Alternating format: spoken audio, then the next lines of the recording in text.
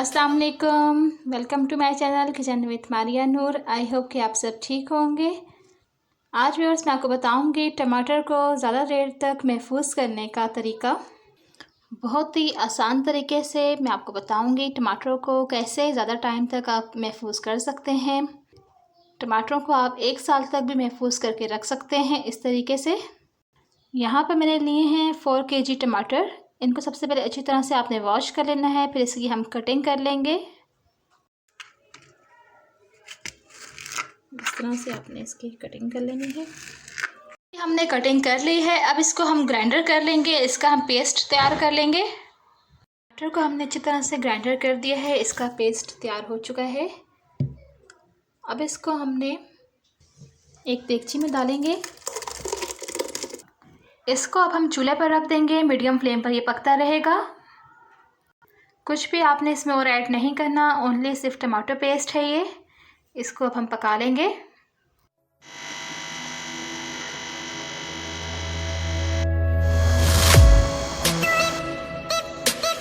ये देखें, इस तरह से ये पेस्ट इसका तैयार हो चुका है। इसका पानी खुश्क हो गया है बिल्कुल।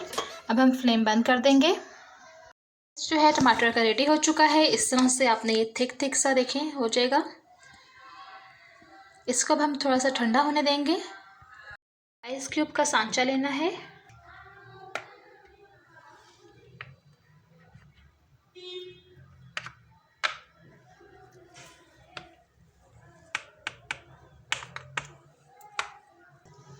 इसी तरह बाकी सारे सांचे भी हम तैयार कर लेंगे। अब हम इसको फ्रीज़र में रख देंगे फ्रीज़ होने के लिए 5 से 6 घंटे के लिए।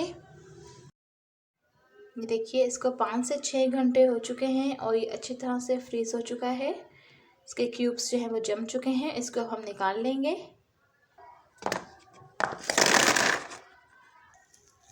ये देखिए, इतने प्यारे ये टुकड़ियाँ बन गई हैं इसकी।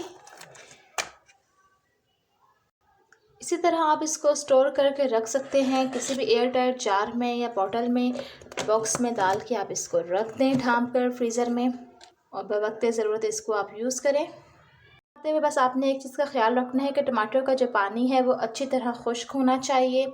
जितना अच्छा पानी ड्राई होगा इसका, उतना अच्छा पेस्ट तैयार होगा और इसका टेस्ट उतना ही अच्छा रहेगा, बरकरार रहेगा। टेस्ट में कोई इसकी ख़राबी नहीं आएगी।